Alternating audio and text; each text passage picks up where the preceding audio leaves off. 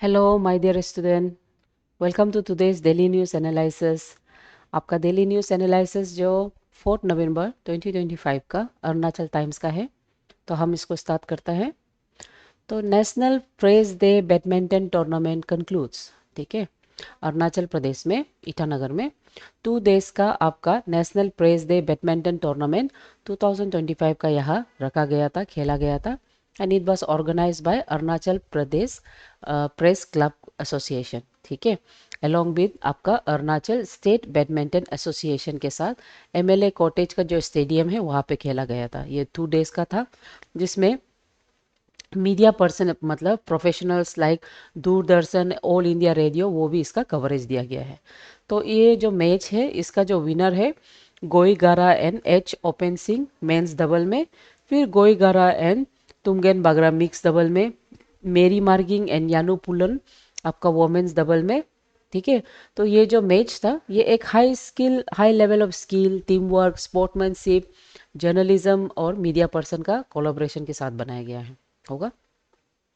तो इसका जो प्रेसिडेंट है आपका अरुणाचल प्रेस क्लब का प्रेसिडेंट दोदुम यांगफो, और उसके बाद आपका अरुणाचल स्टेट बैडमिंटन का जो ये है, वो लोग सब मिल के आपका ये जो प्रोग्राम है जहाँ में दे हैव स्पोक अबाउट ऐसे मतलब स्पोक अबाउट दिस ऐसे यूनिटी, फिजिकल फिटनेस, मतलब फिजिकल फिटनेस स्पोर्ट, और साथ ही साथ वो एक नेशनल प्रेस डे को भी सेलिब्रेट करना, उसके बारे में हाईलाइट बताया है। ठीक है, तो नेशनल प्रेस डे का बारे में आपको क्या याद करना है। रिमेंबर, एवरी ईयर 16 नवंबर को हम नेशनल प्रेस डे मनाता है। ठीक है, ये एक ऐसा मतलब डे है जहाँ में आपका प्रेस काउंसिल ऑफ इंडिया जो इस्ताब्लिश हुआ था उसके बारे में इसको मनाया जाता है। ठीक है, सो प्रेस काउंसिल जो हम लोग का इंडिया का, वो 1966 में उसका इस्ताब्लिशमेंट हुआ है। ओके, उसके अलावा उसका बेसिक पर्पस क्या है, safe guard the freedom of press and maintain its responsibility towards society. जैसे मीडिया को हम जो फोर्थ पिलर ऑफ डेमोक्रेसी मानता है, तो ये जो आपका जो प्रेस काउंसिल ऑफ इंडिया है वो उसका वॉच टॉक है, देखता है कि वो जो प्रेस जो इंडिया में चल रहा है मीडिया का, वो अपना एथिक्स के बाउंड्री में है कि नहीं। ठीक है, तो सिविल सर्विस एग्जाम में ये टॉपिक का क्या रिलेवेंस हो सकता है, आपको पूछ सकता है मीडिया कम्युनिटी का एंगेजमेंट के बारे में, प्रेस फ्रेटर्निटी यूनिटी के बारे में, और किस तरह से मीडिया एक माध्यम बनता है जिससे स्पोर्ट्स फिटनेस ऐसा प्रोफेशनल को वो बढ़ावा देता है। या तो आपका प्रीलिम्स लेवल में नेशनल प्रेस डे ये भी पूछ सकता है आपको एग्जाम के लिए। ठीक है, तो ये आपको याद होना है। Next, government calls for NCC's extension in every district. So, our governor KT Parnaik, he has called upon the need of national cadet corps in every district and educational institute of Arunachal Pradesh. So, his meeting was held along with Colonel Samudra Vijay Sharma, ठीक है, commanding officer of the 1st Arunachal NCC battalion. So the governor has put an emphasis saying that NCC plays a vital role in providing discipline, leadership, patriotism and unity among the youths. He has considered as an integral part in education that contributes for the nation building. Okay, so about NCC, National Cadet Corps. Remember, National Cadet Corps under the motto of unity and discipline was established in 1949 under the National Cadet Corps Act of 1948. Sorry, not 49, 48. Okay. And its main objective is to develop your character, discipline, leadership. It's called secular outlook, spirit of adventure among the youth. Okay, and it functions under the Ministry of Defense. Okay, and there are various number of military training as well as social service and adventure activity training. So here different levels of certificates are being provided, like A certificate for school level, B and C certificate for college level, C certificate for defense service level. Okay, and during the republic also, National Cadet Corps, they had been awarded as the best participants. Okay, next, its relevance. So relevant of NCC यानी कि National Cadet Corps is there might be some question related to youth development, education building and national building initiative. So in such, what is the role of NCC? That might be the question. So you have to prepare from that point. ठीक है. After that, what is the role of NCC in governance, polity and social development sections? Okay, so you have to study there also. Next, training program on seed quality control conducted. So recently on Tawang, in Tawang, sorry, not on, in Tawang, a training cum awareness program on seed quality control was held by your state seed testing laboratory of Naharlagan along with the district agriculture office. So this training was done so that people are made aware about the seed testing methods and practical application to improve the seed agriculture production. Okay, so agriculture officer Pema Dechan, he has urged the farmers to test the seed before sowing and also use only certified quality seeds for better yield and for interactive sessions. It helps farmer to address their queries regarding the seed testing and modern agriculture practices. Okay, so you have to remember Seed Act of 1966. So Seed Act of 1966, which came into force in 1969, it is under the governance of Ministry of Agriculture and Farmer Welfare. So its basic purpose is to regulate the quality of the seed which is sold for agriculture purposes, and also to certify healthy and high yielding seed research for the farmers. Okay, beside that, it also notifies various kinds and varieties of the seed which can be used for planting and sowing. Okay, beside that, its other objectives are to maintain seed quality standards for germination and also for leveling, and beside, to prevent misbrand of the seeds. Okay, and to provide seed testing and seed certificate to the official laboratories. Okay, so there are the various authority under Seed Egg. For example, Central Seed Committee, it is headed by your government related to seed related matters. Central Seed Laboratories, especially it's a testing center across the India. And State Seed Certificate Agency, especially they provide a verified seed varieties to the local people. Okay, so under this act, if any mismanagement या तो say misbrand of the seed, so a person is liable to punishment and even imprisonment under this act. Okay, so recently there has been amendment in the Seeds Bill of 2019 which seek to replace the old Seed Act of 1966. So that act is registration of all seed varieties and also compensating the farmers due to any natural calamities, the losses which farmer has to face. Beside that, stricter quality control. Okay. So its relevance, it is very important, especially to your GS paper 3 and paper 2 also. In GS paper 3, especially the paper is related to science and tech. So their agriculture development and quality control in the seed production, how does it affect the economy? That question might be asked. Beside that, your Seed Act of 1966 as well as the present 2019, those differences may ask, as well as capacity building initiative for the farmers under agriculture extension program. This is an important topic for GS paper 3. Okay. Next, mental health awareness workshop held. So in Anini, a 2-day mental health awareness workshop was organized by the Dibang Valley District self-help group known as Achui Self-Help Group, led by Nanu Lingi and Chimi Lingi. So the campaign, the 2 days campaign was held to promote awareness on the mental wellness among the parents, teachers and children. Okay, and various expert guidance and therapies where psychologists were present, like Tanmay and coach Topo. Okay, and also the founders of the Manoha therapy. So in this workshop, people were made, the parents, teachers and children, they were made about, they were taught ways to identify, early identification of the mental health issues, classroom management and child behavior understanding. Okay, so and also the importance of one-on-one counseling. Okay, so this community involved meeting organization for the mental health, it was supported by district administration and local officers.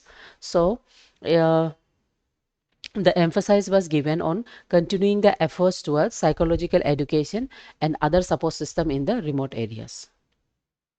Okay, so about the National Mental Health Program, you have to remember it was launched by Government of India in 1982 and it functions under the Ministry of Health and Family Welfare. And its basic aim is to ensure availability and accessibility of mental health care, especially to the vulnerable sections of the society as well as to the rural populations.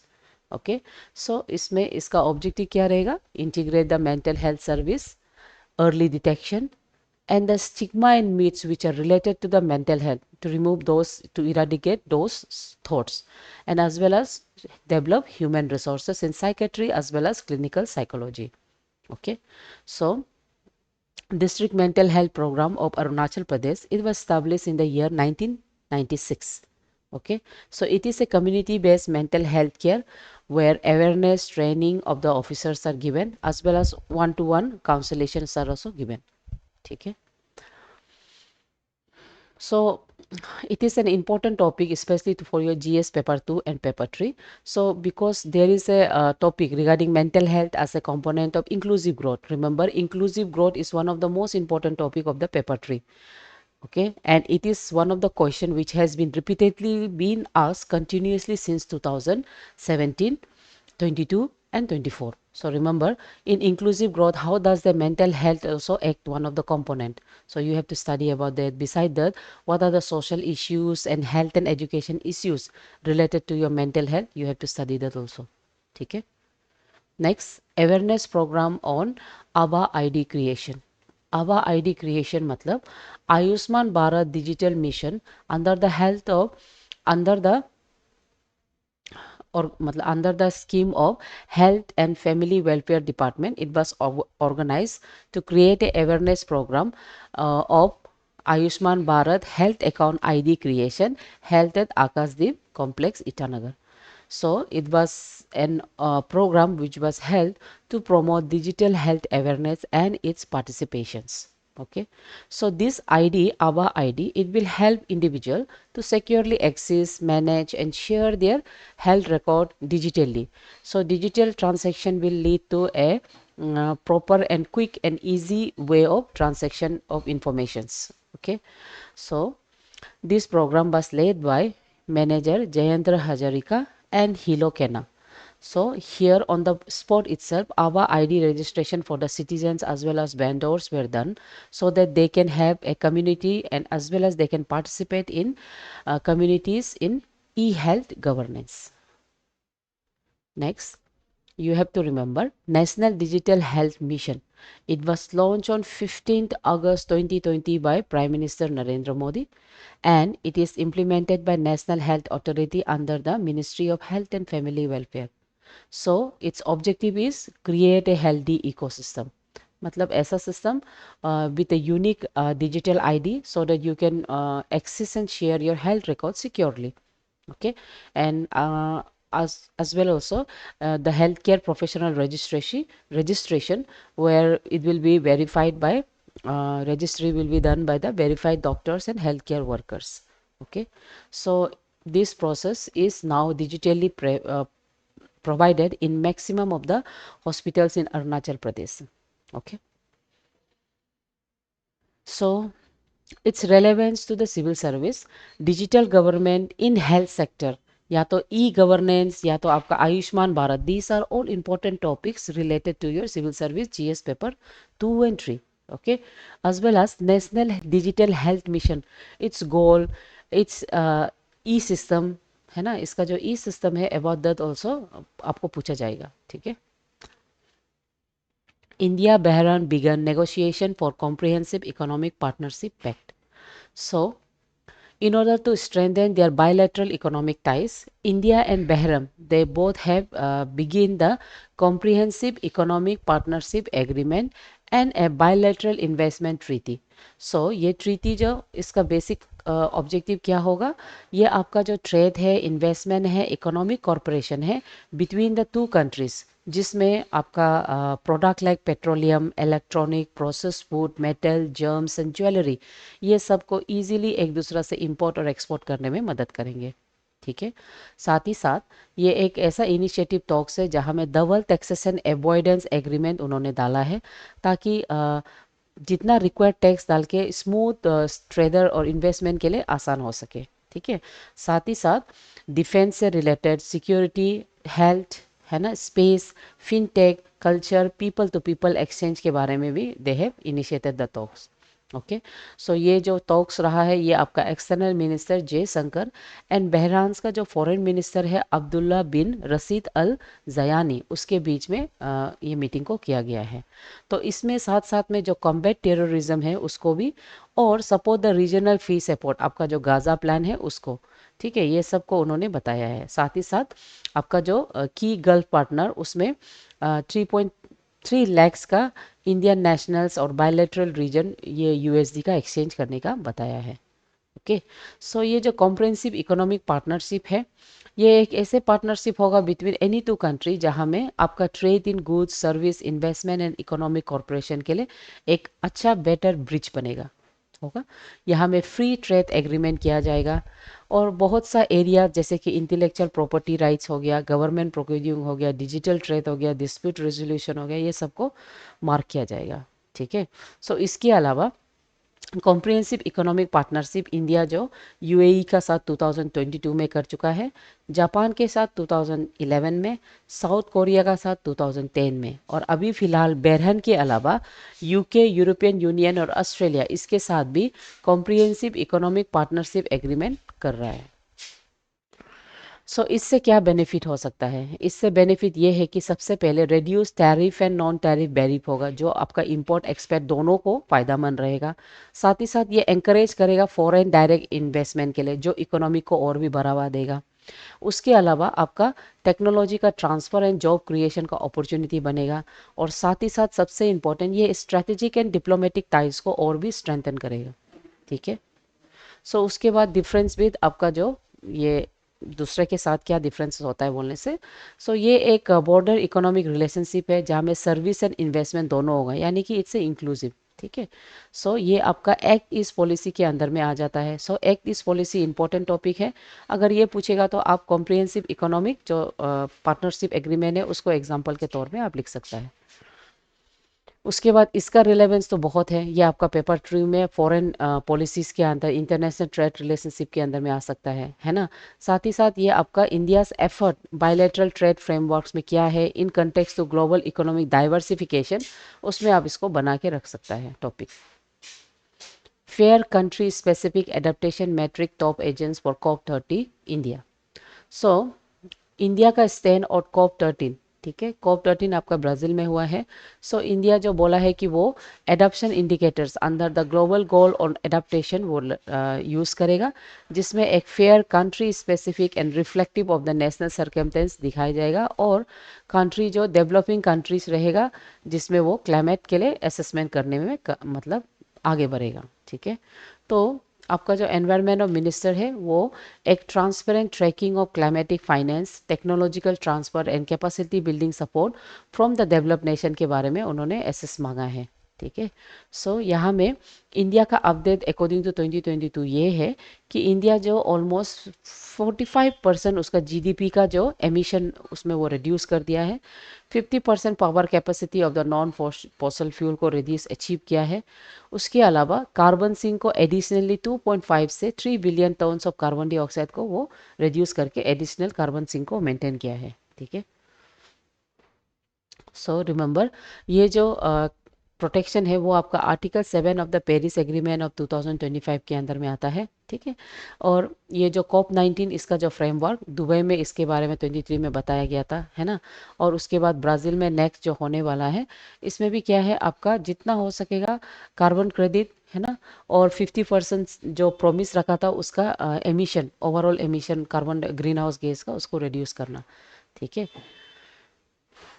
Exam के लिए तो ये बहुत important है। यहाँ में आपका GS paper three में एनवायरनमेंट से क्वेश्चन होता है, तो कॉप में इंडिया का क्या स्टैंड है, क्या क्लाइमेट मतलब स्टैंड रहा है, जस्ट फेयरनेस इक्वलिटी इंडिया के बारे में, उसके बारे में पूछा जा सकता है। तो आप इसको, और साथ ही साथ आपका ये जो डेवलपमेंट है सस्टेनेबल डेवलपमेंट, ये आपका सस्टेनेबल डेवलपमेंट गोल 13 के अंदर में क्लाइमेट एक्शन में आ जाता है। इसको भी आपको पढ़ना है क्योंकि सस्टेनेबल डेवलपमेंट तो ये कंटिन्यूसली आ ही रहा है ना। Powerful 6.3 earthquake hits northern Afghanistan, killing 20 and injuring at least 640. So, a magnitude of 6.3 earthquake आपका नॉर्थन अफगानिस्तान में 3 नवंबर 2025 को लगा है, जिसमें 20 पीपल मर गया है एंड अराउंड 640 इंजर्ड हुआ है। यहाँ में सीवियरली डैमेज किया गया है होम्स, मॉस्क एंड इंफ्रास्ट्रक्चर को। तो according to the GIS geological service, ये जो एपिसेंटर है वो 12 kilometre north west of the कुलम है। एक स्वालो डेप्थ है विच इज़ अराउंड 10 किलोमीटर। तो वहाँ में इसका एपिसेंटर था और इसका डिस्ट्रक्शन आपको अदर पार्ट में भी देखने को मिल रहा है। ठीक है, तो national disaster management act of 2005 इसको आपको याद रखना है। इंडिया का डिसास्टर मैनेजमेंट एक्ट 2005 का था, जहां में आपको डिसास्टर मैनेजमेंट से रिलेटेड एवरी लीगल फ्रेमवर्क मिलेगा। तो इसका ऑब्जेक्टिव है कि आपको effective preventiveness, preparedness, mitigation, response and recovery for the disaster, उसके बारे में इसका मेन ऑब्जेक्टिव है। और institute like national disaster management authority जो प्राइम मिनिस्टर के अंदर में है, स्टेट डिसास्टर मैनेजमेंट अथॉरिटी जो चीफ मिनिस्टर के अंदर में है, डिस्ट्रिक्ट डिसास्टर मैनेजमेंट अथॉरिटी जो डिस्ट्रिक्ट कलेक्टर मजिस्ट्रेट के अंदर में है, these are the different institute जिसको डिसास्टर मैनेजमेंट एक्ट 2005 के तहत बनाया गया है। ठीक है, उसके अलावा national disaster response force NDRF जिसको हम बोलता है, ये एनडीआरएफ एक स्पेशल फोर्स है जिसको ये एक्ट के तहत बनाया है ताकि वो rescue and relief operation for the disaster management वो कर सके। ओके, उसके बाद ये नेशनल डिसास्टर प्लान भी बनाया गया जिसमें इसका मिटिगेशन, प्रिपेयरनेस एंड रेस्पॉन्स के बारे में बताया है ना। और साथ ही साथ नेशनल डिसास्टर रेस्पॉन्स फंड भी बनाया है ताकि वो प्रॉपरली इसको टैकल कर सके। Okay, so importance of seismic, यानी कि ज्योग्राफी में आपका अर्थक्वेक, सिस्मिक जोन है ना, डिसास्टर मैनेजमेंट टॉपिक, ये तो बहुत इंपॉर्टेंट टॉपिक्स होता है और ये जीएस पेपर 3 का है, रिमेंबर।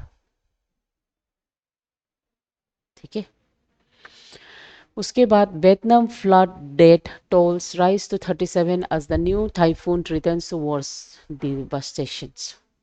सो एक सीवियर फ्लडिंग एंड कैजुअलिटीज आपका सेंट्रल वियतनाम में रिपोर्ट किया गया है, जहां में सीवियर प्लेसेस में आपका जो टाइफून है उसके वजह से एटलीस्ट 37 पीपल को 37 people has been killed and many has been displace. ठीक है, सो ये जो न्यू टाइफोन है इसका नाम है टाइफोन कलीमेंगी। ये with A speed of 166 kilometre per hour ये आपका बहुत सा जगह में फ्लड इंड्यूस कर रहा है और साइक्लोन हैविक डिस्ट्रक्शन क्रिएट कर रहा है। So authorities look rescue operation as well as relief distribution and infrastructure restoration करने में कोशिश किया जा रहा है। ओके, तो ये जो टाइफून है कालिंग मेग्यू, ये टाइफून आपका वेस्टर्न पैसिफिक ओशन में हो रहा है और ये towards the Vietnam central coastal after crossing the Philippines ये आ रहा है। ठीक है, ये स्पीड का विंड जो 166 किलोमीटर पर आवर है। ये सीवियर साइक्लोनिक मतलब सीवियर ट्रॉपिकल साइक्लोन का कैटेगरी में है। ठीक है, उसके अलावा इसके साथ साथ हैवी रेनफॉल, फ्लडिंग, लैंडस्लाइड आपका central Vietnam and coastal south east Asia में देखने को मिल रहा है। ठीक है, नेक्स्ट इसका रिलेवेंस एग्जाम में क्या होता है, increasing vulnerability of coastal nation due to extreme weather event. ये बहुत इंपॉर्टेंट टॉपिक है जीएस का पेपर 3 का, और साथ ही साथ जीएस का पेपर 1 में आ जाता है। पेपर 1 में ज्योग्राफी का थोड़ा पार्ट है इसलिए वो वहाँ पता है। सो उसके अलावा क्लाइमेट एक्शन सस्टेनेबल डेवलपमेंट 13 के अंदर में आता है दिस वन, ये भी बहुत इंपॉर्टेंट टॉपिक हो जाता है। Okay, world cup triumph a testimony to women's empowerment in India. So Sports Minister Mansukh Mandaviya, he has congratulated Indian women's cricket team जो recently आपका ICC World Cup टाइटल को जीता है, and he has called it as a women's symbol of women's empowerment. Okay, साथ ही साथ India का जो 100 years of Indian hockey celebration है उसके बारे में भी उन्होंने अपोलोज किया है। बोला है कि एक 100 ईयर्स ऑफ हॉकी जिसमें एक बुक जो रिलीज़ किया जाएगा जहां में इंडिया का स्पोर्टिंग लेगेसी के बारे में मेंटेन किया जाएगा। ठीक है, सो यहाँ में वोमेन इन स्पोर्ट्स है ना, वो सब वोमेन एम्पावरमेंट का इन स्पोर्ट्स का कैटेगरी में वो पूछ सकता है, ये इम्पोर्टेंट है। ठीक है, उसके अलावा इंडिया का जो सॉफ्ट पावर है थ्रू स्पोर्ट्स डिप्लोमेसी, ये बहुत इंपॉर्टेंट है। ये आपका जीएस पेपर 2 में आ सकता है, ऐसे वाला टॉपिक, ठीक है। उसके बाद national school games walking championship जो ईटानगर में हुआ है, वहाँ में Ginger Gongo wins the gold, declared the best boxer. So Ginger Gongo from Arunachal Pradesh, उसने गोल्ड मेडल हासिल किया है 48 से 50 केजी कैटेगरी में 69 national school games boxing championship, जो कि आपका तमिलनाडु में हुआ है, ठीक है।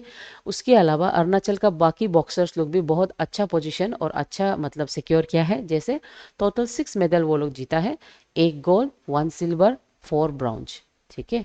सो ये दिखाता है कि स्टेट का growing talent in youth boxing, ठीक है।